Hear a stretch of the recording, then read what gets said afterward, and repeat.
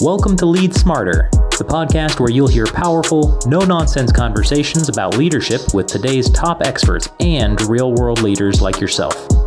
Get the inside strategies, insights, and secrets they've learned on the journey to lead smarter. Let's dive in.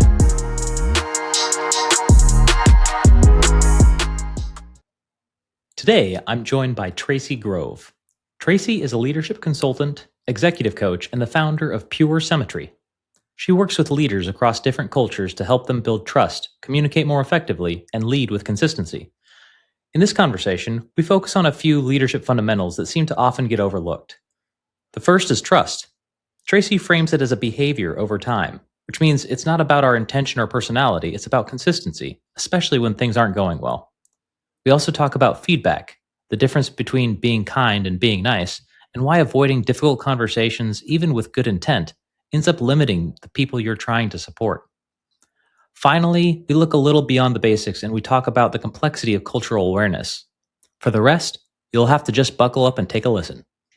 Hey, Tracey, thank you for joining me again on another conversation. It's been a while, but I do remember chatting with you. I loved getting a chance to know a little bit about you. I remember how excited I was to learn about your cultural background, how much that matched with my own experiences with my team. Definitely geeked out about it, and I'm really looking forward to talking to you more.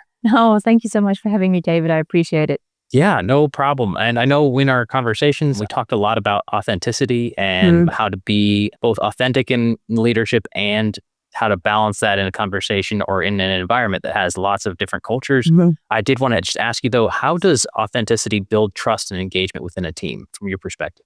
From my point of view, authenticity is really the cornerstone of trust. So I think about trust in terms of a formula. So think about it as trust is behavior multiplied by time. So personality is really how you respond on a typical day when everything is going well.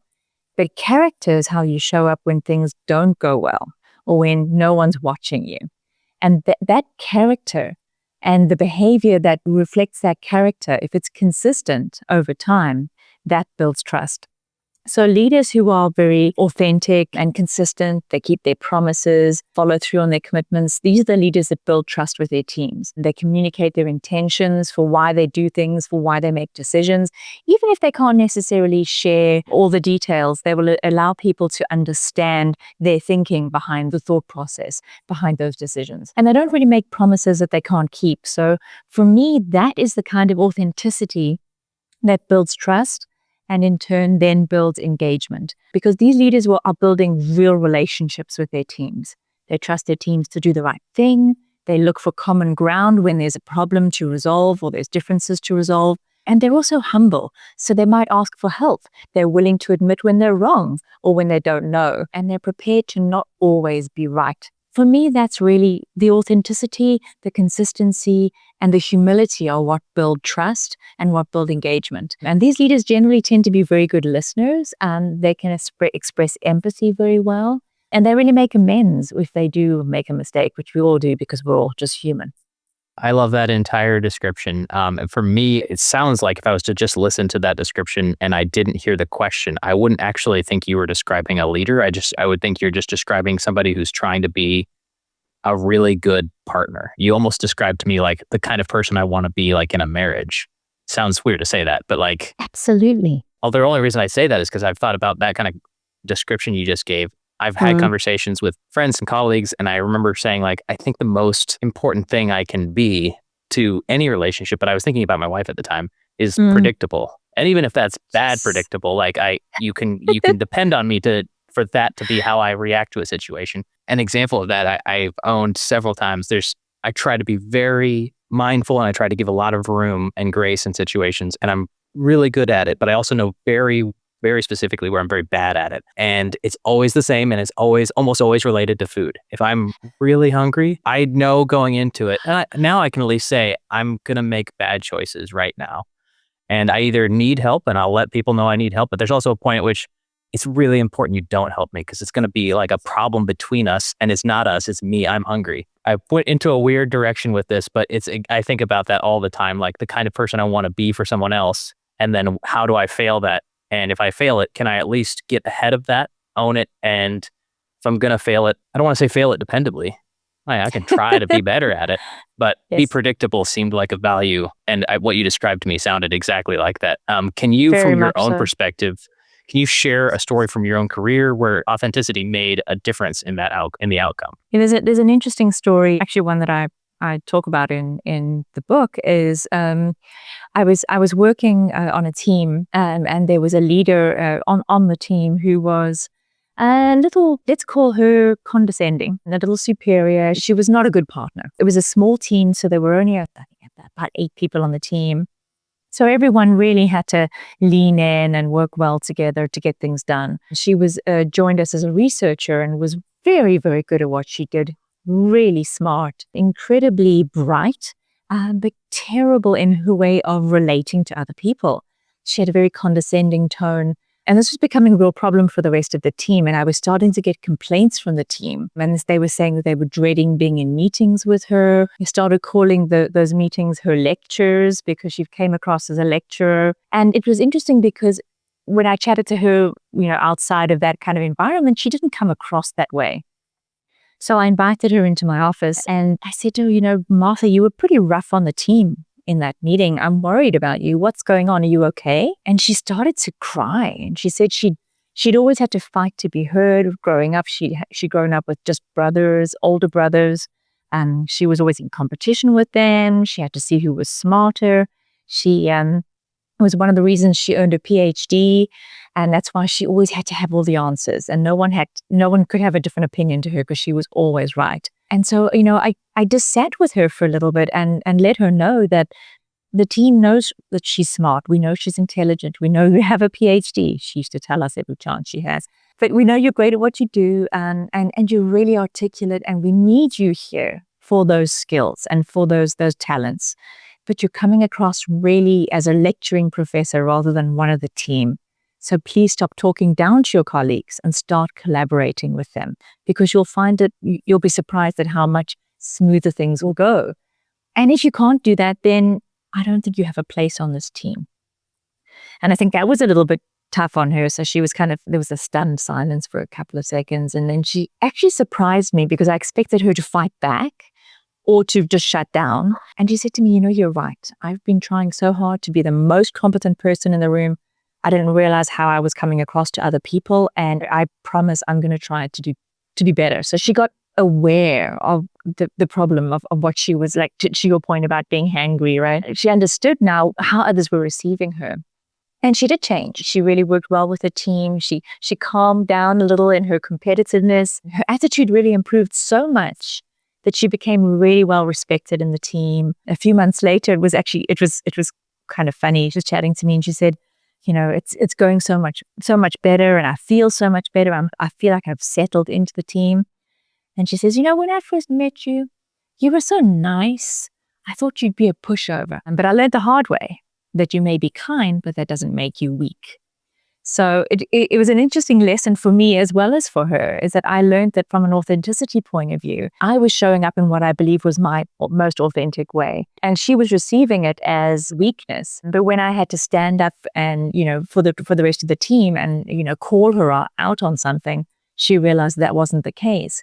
So my lesson to her and, and to myself and to other leaders is to be kind to your team in an authentic way and not cowardly, because giving feedback isn't always easy. And it's really difficult when the feedback is perceived as negative, which most of it can be. But you have to tell people the truth they need to hear, because that is the act of kindness.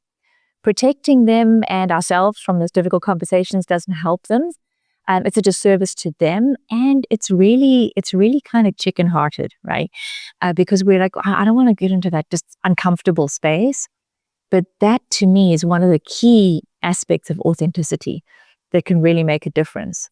When somebody knows the truth and they know that it's coming from a place of kindness and of wanting to help and wanting to make things better and partner well, then I think there's a lot more space for them to step into that with you and partner a lot more effectively. I liked the way you approached her with that. I have to address team members that cause problems as well. And what I try not to do, in fact, I like the style because it reminds me where you basically told her, like, I recognize there's a problem and I'm going to let you know first, I care about you. Is something wrong? because I'm not going to assume that you're just this mean person. I'm not going to qualify it. I'm going to ask you first. Exactly. And you're going to confirm for me what's true for you. And then we're going to address that. I also loved what you were talking about in terms of kindness. I think about that a lot myself too, because I do I don't want to hurt anybody's feelings, but it's way more important to me for myself. I would want somebody to tell me. I've heard the example of the difference between being nice and being kind. What you mentioned being weak. I've heard it positioned as like, if somebody has something stuck in their teeth, like the nice thing to do is not make them embarrassed. The kind thing to do is to help them and let them know and make them aware. And it's how you do that, which I think is so important. Not calling it out at the table in front of everybody else is a good start. Doing it quietly in another room and having a conversation with them to make them aware is usually helpful. So yeah, I think that's the authenticity is the how you go about doing and giving that feedback and raising the awareness for the other person. And for some people, that's a really difficult thing to do, because it does mean being vulnerable, because sometimes it can come back at you when somebody feels defensive or is feeling attacked in some way. I actually had a mentor that was it was a leader of business. He was a founder, typically very aggressive in how he communicated things. Became a leader in a time where that was kind of normal, or maybe it's normal now still, but it was just more accepted, I suppose, then, and saw as like, this is what a leader does. So he would talk down to people and things like that. And for me, I went into it knowing he was going to be that way. And I would typically call him on things that seemed to be like not okay, but I was generally went into it knowing I'm not going to change exactly who you are. I'm not going to change how you see things. So I'm going to do my best to try to like pick the nuggets out of like, what's the, because you're right a lot of times, because you got here by having successes. And so there are things to learn from you. So there are things that you can be right on. But later in life, we became friends. And I told him, man, you can be right and still deliver it very wrong. You can, like, your delivery can be terrible. And whether you're right or not will not matter, because the person won't be available to receive it. You will not have even tried to make it where you're trying to reach the other person. You just want to get your checklist, say the thing that upsets you, get it off your chest, which is not the same thing as being heard and delivering a message and actually doing the thing, which is being kind and bringing something to somebody's attention, which is why I loved what you said. But you think that is something that is more common now because it's just generally understood? What you're describing almost sounds like all the things you said up to this point sounds like caring about the person first and then figuring out how to reach the best end solution in that order. And obviously that's not always the order. Do you feel like that's more new? Like we're seeing that kind of leadership because of its effectiveness in research and all that, and that it's still maybe a struggle with leadership where that kind of is not adopted? What's your experience with your own clients? I think leaders still struggle with this. I think to a large extent, more leaders are intellectually at least aware of the need to practice leadership in this way. But for a lot of leaders, especially as you mentioned, those who have come up through the ranks and have been successful using the old way, if you like, or just are more maybe less people-minded and more task-oriented. This also is a cultural thing, right? It can also be some cultures are more task-orientated and some are more relationship-orientated. So they naturally gravitate towards different styles. But, I still think a lot of leaders are struggling with this for two reasons. One is the pace of work is so frantic. Then they're trying to do more with less. They're dealing with having to lay people off. They've got all kinds of challenges in the marketplace, and that puts them under a lot of pressure. And as I mentioned at the beginning, it's really easy to do this well when things are going along swimmingly. There's no bumps in the road. Everything's fantastic. It's very easy to be kind and calm and measured when you don't need to be. But when you need to be and things get a little bit rough, that's when we go back to the muscle that we've built over time, because it's familiar, it's what we know, it's what we trust, and it feels safer. And so for a lot of leaders, that's the struggle, is despite the environment and then the understanding of what's needed in the environment, it's a hard muscle to build. The good news is they can build that muscle, but it takes a lot of repetition, constantly being aware of, how they're coming across, checking in, getting feedback, making sure that they're checking with others as to how they're impacting their abilities to do their jobs. Often that takes time out of the leaders just getting things done, and they don't necessarily see it as a valuable use of time in the context of the competing priorities that they have at the time. So I think it's still a struggle. I have balanced that myself. I totally recognize it where I bring on a new team member and they're trying to take on a role, and as the leader, your hope is that they just slot in, they understand things, move along. But if you don't take that time to properly onboard, if you're not like building that relationship and they're not understanding more deeply how things work, which requires investment in them, then it always costs you more in the end. And and I've seen that so often where like somebody hires somebody, they just assume based on your background, I shouldn't have to train you. Your experience, like you shouldn't have to be immersed in my culture. You should just get it.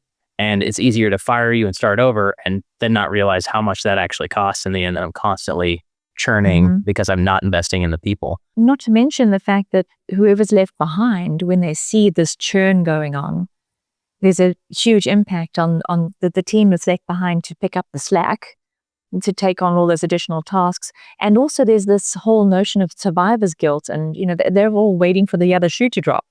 When's it my turn? So that kind of volatile environment creates a lot of uncertainty and a definite withdrawing from wanting to experiment, try new things, be creative, come with ideas and suggestions. People withdraw into themselves and they literally just hang on to the life raft, hoping that they can just survive the storm. And so it's an unfortunate vicious cycle when leaders fall into that trap.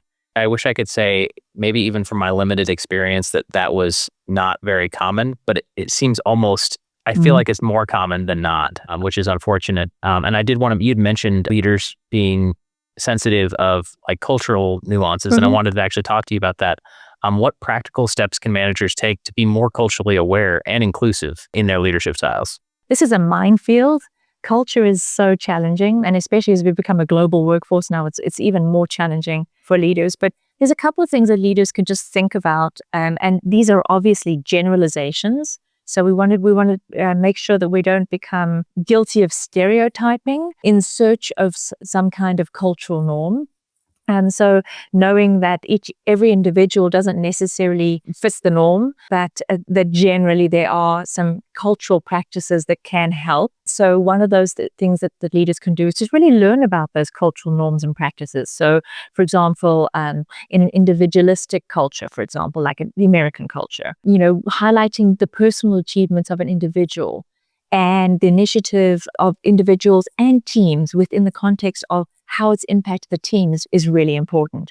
Whereas in a largely more collective culture, it's really more about the team first, individuals second, right? So maybe it's celebrating group wins, that kind of things. Clarifying roles, decision-making, who decides, who's consulted, how input's gathered. All of these things are important to understand, like how different cultures on the team do these things. Recognition is another area where it's through a cultural lens as well. People have different gratification styles, and they have just different preferences around how they want to be recognized and celebrated. Paying attention to those verbal and non-verbal cues, like, idioms, jargon, slang. A lot of that has to be avoided by leaders because it becomes challenging. I remember one of my clients was in a meeting with a group of Japanese executives, and he started his conversation by saying, at the end of the day, we need to come up with a plan for XYZ. And they all sat around the table going, because they were literally thinking he was saying, at the end of today, we need to have the plan. That's not what he was saying. He was saying, ultimately, we want to come up with a plan together. Right. So those kind of, just those, paying attention to those nuances is really important. And adapting the communication style to match the audience is so important. So direct cultures like it very clear, concise, action-oriented, let's get it done, task-based stuff, right? Indirect cultures, they want some context first. They want a little chit-chat, some more relational framing. Maybe we could consider XYZ versus go do this. Creating those safe channels for feedback as well, super important. There are different power distance cultures. So, different cultures perceive hierarchy in different ways. How are you enabling them to give you feedback if they don't necessarily feel like they can because you're, a couple of rungs up on the ladder from them? Are you enabling them to do it written, verbally, and through anonymous forms? Can they have a conversation with their peers, maybe? Encouraging teams to share their norms around how they even show up. Do they show up on time? Like a lot of teams in South America, time is really flexible. The meeting may not start on time, and if it does, there's a lot of chit-chat before we get to the nitty-gritty, and that's part of the bonding of the team experience. So just being aware of these sort of things can help to co-design the expectations of how the team works together, and also make those who are from different cultures feel like they are considered and included. So there's just a few practical steps, just little things to consider as you go through your day-to-day with your team. There is so much to unpack with what you just said.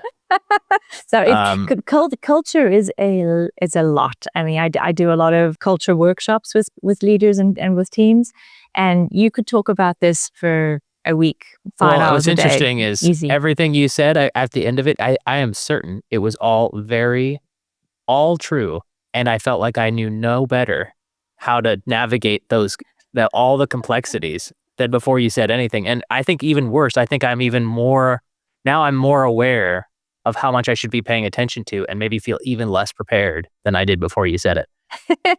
Well, I think the rule of thumb, if you don't know, ask. If a leader is not sure what somebody appreciates, what they don't, where they might be getting some friction in the system, right?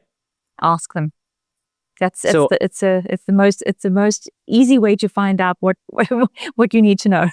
I think that's true. Everybody I work with is remote. We don't get to benefit from being around each other. I know that there's lots of people that look at like working remote as I can take it easy. And I have to explain to everybody, actually, to be successful, you have to work harder. You have to make up for the differences of proximity bias and not having offices to share and not being able to like develop a culture without taking an extra step for communicating, because there's not as much body language, all that. So it's super important to me that my team feels comfortable enough to say things to me, and to the degree of like, also like you mentioned, if I ask, like, I want to know what's going to be the best way for you to receive information from me, things like that.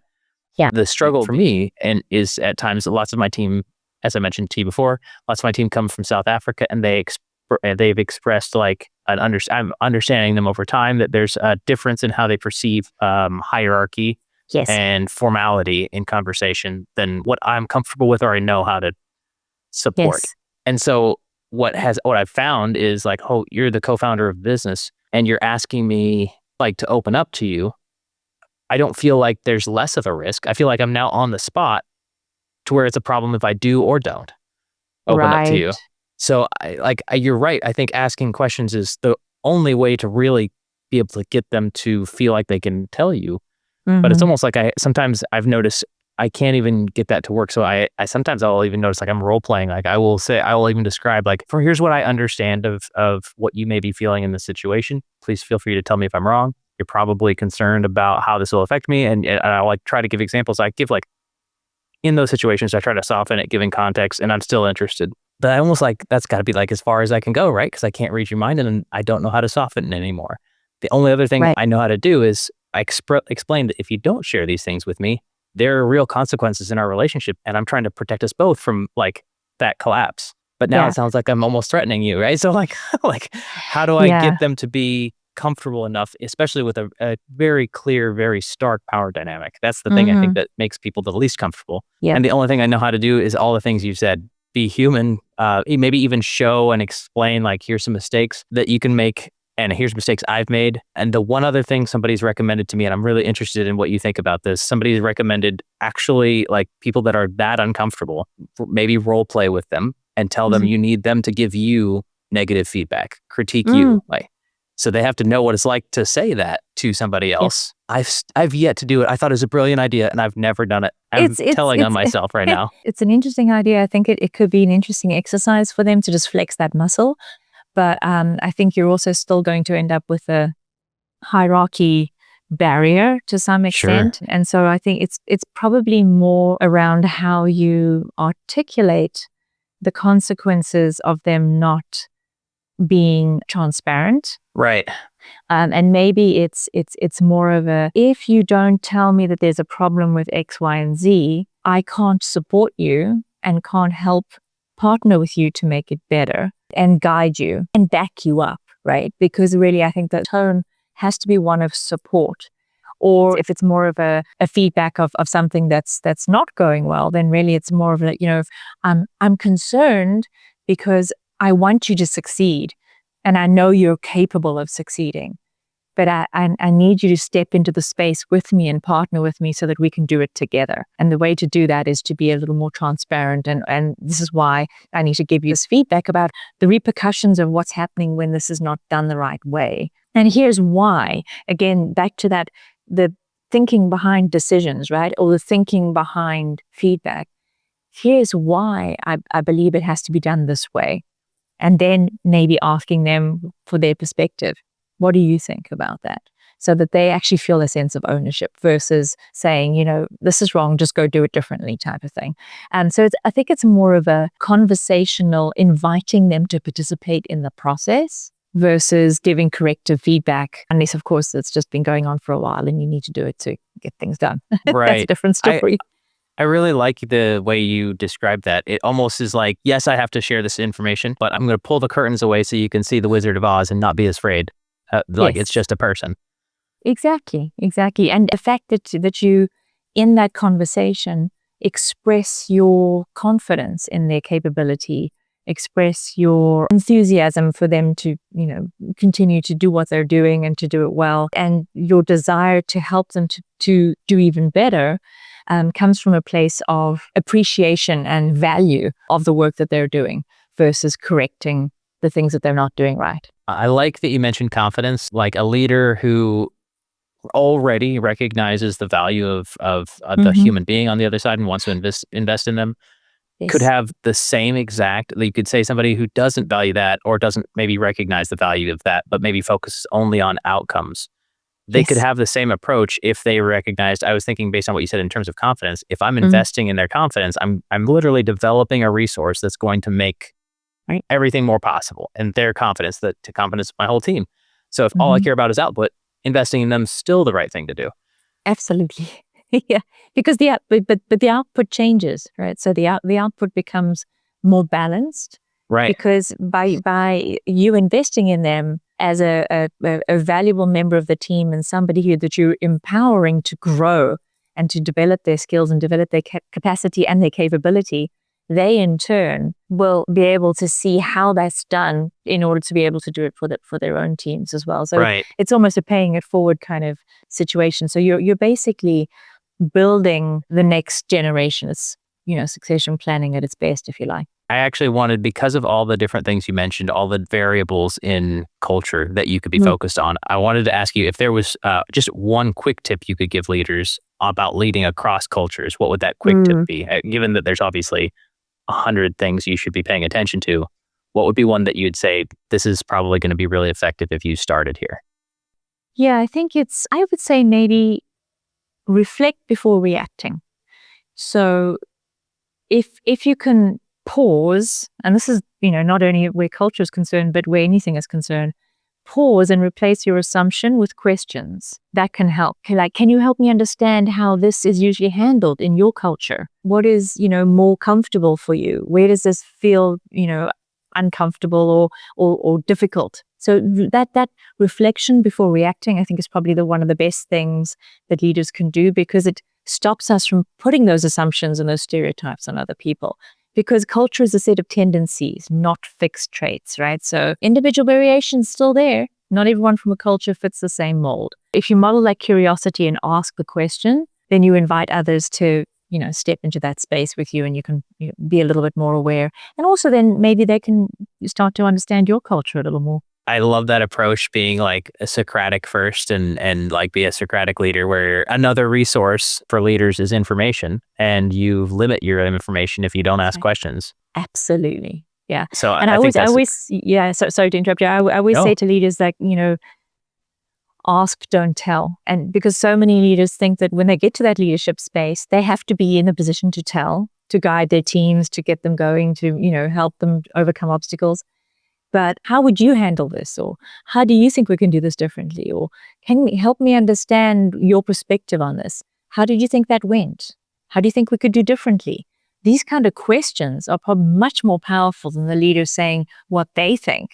You can obviously say what you think, but it's best to ask them first because it gives them a sense of ownership of the solution to the problem versus just deferring to the leader to, solve the problem for them, which also then becomes a little bit of a dependency, and you start to get teams being a little comfortable with the leader's going to, make those decisions and is going to fix it if I don't do it right anyway. So why bother?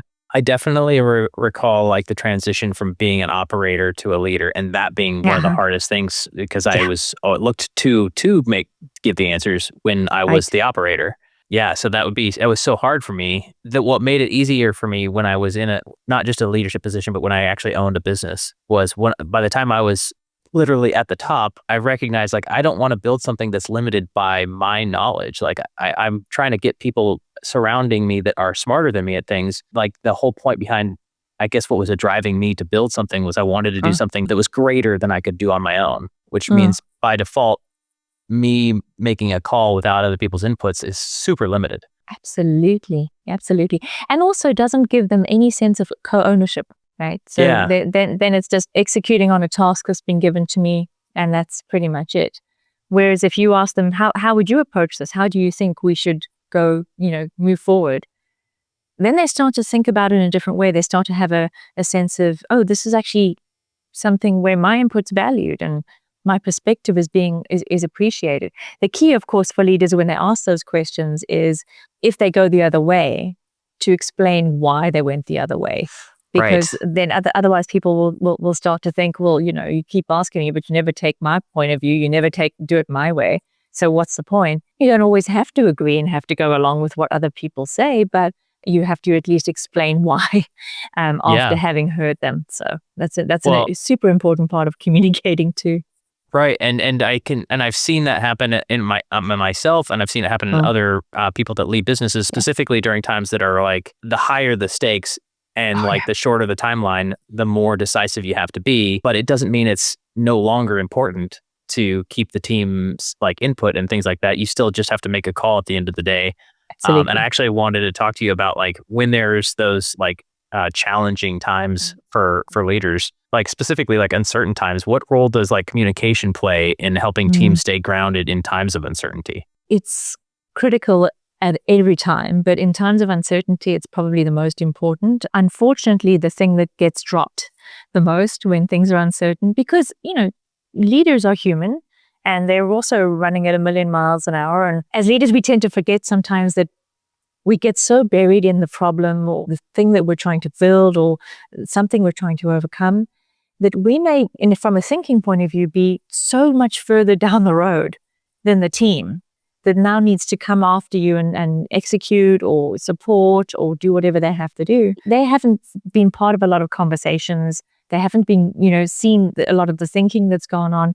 So the leaders often feel like, oh my God, I got to go back and explain everything again. I've got to go back and I've got to talk to them again. My response is, yes, you do. And you have to do it over and over and over because people need to understand how important it is for you, but they also need to catch up to where you are so they can then walk with you.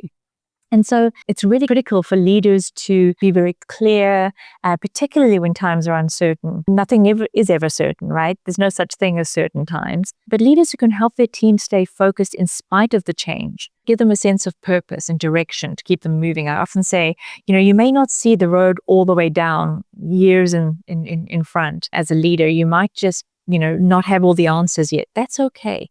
Your team needs to know what's the next step I need to take. Where do you need me to go from here?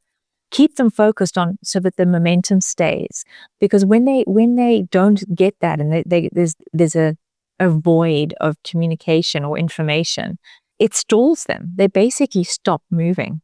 And so that's when leaders have to make sure that they keep making the change. Whatever it is that they're looking for the team to do, make it real. Help them to understand what they can expect. They need to address the frustrations that the team might have. What are their concerns? And they really have to make an environment to make change possible, especially when it's uncertain.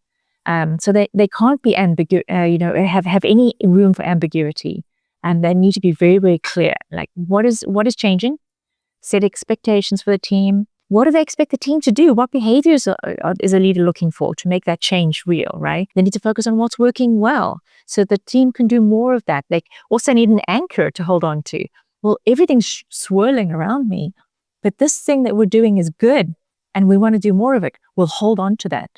Then they don't feel as uncertain. It's really important to keep the change positive and acknowledge the work the team's doing to embrace if it's a new way of working, a new process, a new, product, whatever it is. We need to make sure that the team understands that what they're doing is really important, and in harvesting their insights and asking for their input at every stage of the process is so important. Leaders can also really work through communication to reduce the overwhelm the teams feel. When there's a lot of changes going on, the leaders need to understand and help their teams to understand what matters most to be done. What is the vision? Where are they heading towards? And then connect the changes that they want to make to that vision so that the team feels motivated. They can, I see, I get how what I'm doing or what I'm being asked to do is going to make a change down the road or is going to get us closer to the thing that we're aspiring to. And so it's really important for leaders to be willing to take those uncomfortable conversations potentially and turn them into opportunities to understand what's happening, what's changing, what isn't, where are we, what is the role that we're playing. Help them to establish those rules of engagement. What do we want to do in this new operating environment that's different so that as a team, we feel like we're working well together? What's standing in your way? And being open and sharing some of the concerns, the worries, and asking for their input. What do they think could be done differently to help? Can really help them to take it from what's seen as a threat into an opportunity to really make a difference. So that's how you can shape the path for them. What you described, obviously there's lots of variables and there's going to be lots of situations that are going to be different. And what you described to me, I feel like from a leader's perspective, it can be overwhelming to think about how to keep everybody on the same page, keeping one eye in the future, one eye in the present. And one of the things that I keep coming back to, and I want to do better myself, and I've seen people do very, very well in companies, is develop those key pillars of what's the values of the organization that we all help make decisions by. And even though all these situations are going to be different, and the leader's going to try to figure out how to navigate all of these differently, I've seen so many people not want to spend the time building my mission, vision, values. What am I doing that for? I'm just trying to serve clients. And it's literally for these situations. One, so that you feel like you can get everybody behind the mission even when times are good, but specifically when times are bad, so that everybody knows how to operate in a crisis without you having to stop and have every conversation individually all the time and have everybody only through tribal knowledge understand how we work together, not because we've actually established our mission, vision, and values. I'm curious what your thoughts are on that, given what you just described and how people are trying to navigate in those spaces. Yeah, I think that's probably the most crucial part is the vision and values go hand in hand with every communication that the leader has. So it's one of those things that a lot of my clients are like, do I have to do this again? We talk about this at every meeting. I'm like, yes, you talk about it at every meeting. You connect everything your team is doing. The what is the vision. Everything that they're doing is leading to that vision, is contributing to that vision in some way, helping them to see the impact that they're making and valuing the impact that they're making. But then the values is the how they're showing up for each other, for their customers, for the organization as a whole. Super important that everything that is reflected through the lens of those values, because those are the non-negotiables, right? These are the things we will or will not tolerate as a team. So it has to be something that the leader is constantly reinforcing. And it's just in language, constantly building it in to the way that the leader talks about everything that the team does, and also about, areas where maybe the team can do better. Like, how did we show up in that way? Did we fall down a little bit on that one? We weren't really, what we strive to be. So let's see, how could we do that differently? So it's both to celebrate the good and it's to reflect and maybe adjust the opportunities where there might be some gaps in the approach. And that's where the values are so important. And it's not just something that's on a set of slides somewhere. Every, annual meeting, they trot them out again and everyone goes, oh. It's got to be something that is the lifeblood of how every leader in the organizations talks, how they how they reflect even on recognition, right? So is it built into the way you recognize your team, the how they do things, not just what they do?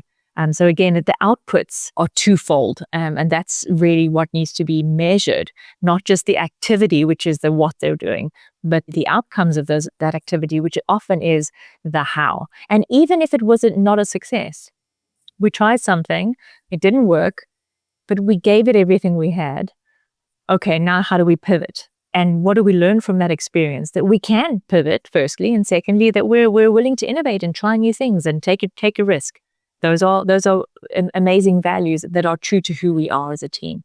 So these are the way that leaders can connect those things, and I think it's super important. It's one of those things that I think leaders don't necessarily feel like they have to invest as much time in as they do, and they have to invest a lot more time than they do currently.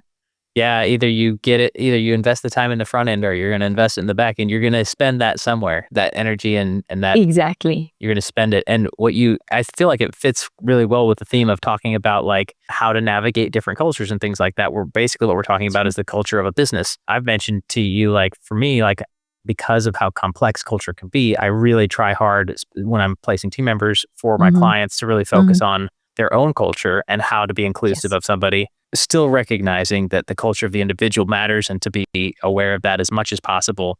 I feel like it's really hard for me to figure out how to help my own clients because I'm talking to all of my clients about this to some level. But for you, for example, you've got your own business. I can say for myself, yes, I know it's important. I do develop these things. I care about them. We talk about them. But I know it's nowhere near as much as I should, or as much as I would advise my own clients to do. I know I'm not doing as well as it's easier for me to tell them, I know this is the thing you should do. Sure. Than it is for me to do it. Yeah. It's always the case though, right? It's easier to give somebody else the medicine than to take it yourself. Yes. So I'm curious, for your own business, do you have your own mission, vision, values, defined culture for your business? Do you feel like you're doing exactly what you described somebody else should be doing? And if so, then I'm embarrassed about what I said about myself just now. Yes, I do have a mission, vision, and values. What I don't have is necessarily a team to communicate that to all the time. But what I tend to do is I leverage a lot of that thinking when I'm communicating with my clients. So I think of it in perspective of, can I take my thinking around my approach to my stakeholders, my clients, my business as a whole, and help others and shine a light on how others could potentially be thinking about theirs.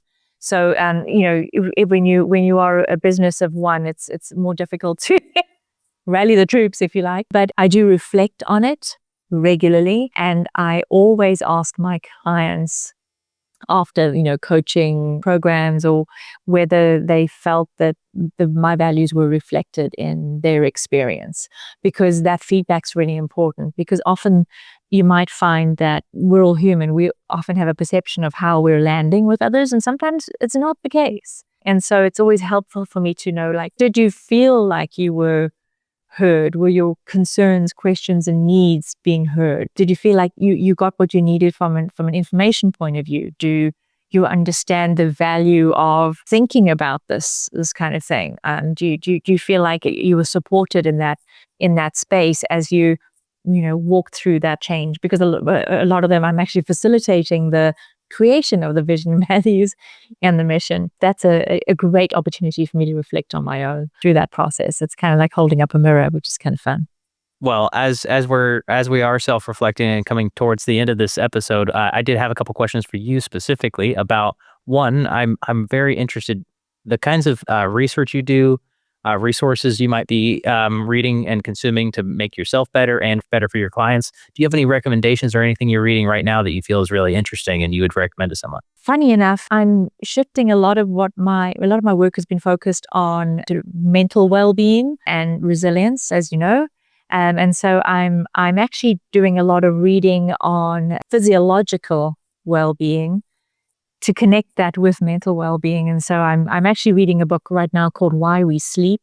I can't remember who the author is. I think I haven't got it here somewhere. Look at that bookshelf you got there. You could be reading any number of things. That's just one of them. But it's a really interesting book about, the physiological need for sleep and the need to actually sleep better and do a better job, just from a focus, mental well-being, and that kind of thing perspective. So I'm reading a lot about that. I'm doing a lot of research into leveraging the parasympathetic nervous system, the vagus nerve, a lot of that kind of thing, mindfulness, meditation. I already do that in a lot of my sessions with my clients. In a lot of my trainings, I incorporate a lot of these pieces.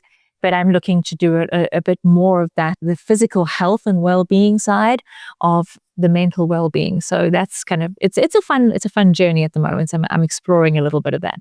That's great. And any works of your own that you would share with people that you'd like to talk about?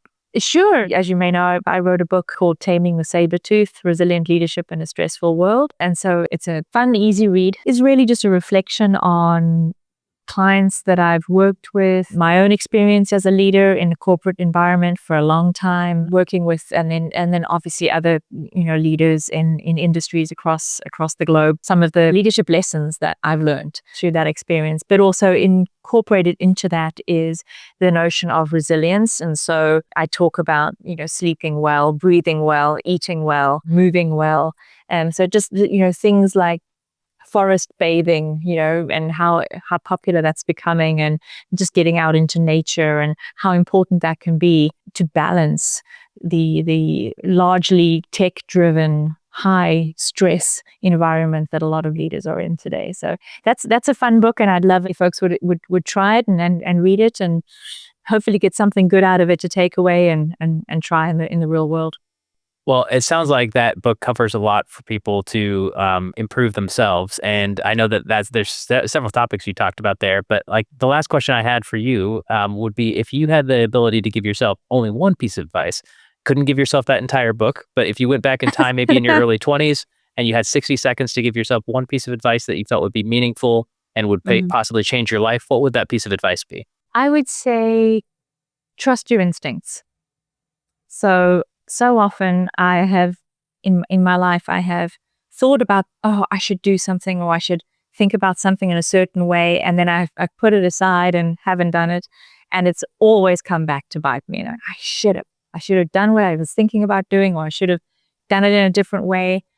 So I think that, that we all have this, I know they call it the gut instinct, right? And it's really, really true. The mind-gut connection is 100% valid. And so I think just learning to trust some of that instinctive understanding and empathy and knowledge that we have as human beings, so important. And I think if I knew then what I know now, I would be much more confident in my capability to trust my own gut. Well, I think that's great. And obviously building trust in your gut would take doing it from an early stage and doing it often and seeing the results. I think that's great advice for anybody, even not just the younger version of yourself. But I really appreciate, thank you so much for the time with me today on the call, on the interview, telling me more about yourself and how you bring education and leadership growth to people that are really looking to advance themselves. I really had a great time. Thank you again. Me too. It was such a nice conversation. Thank you so much for having me, David. I appreciate it.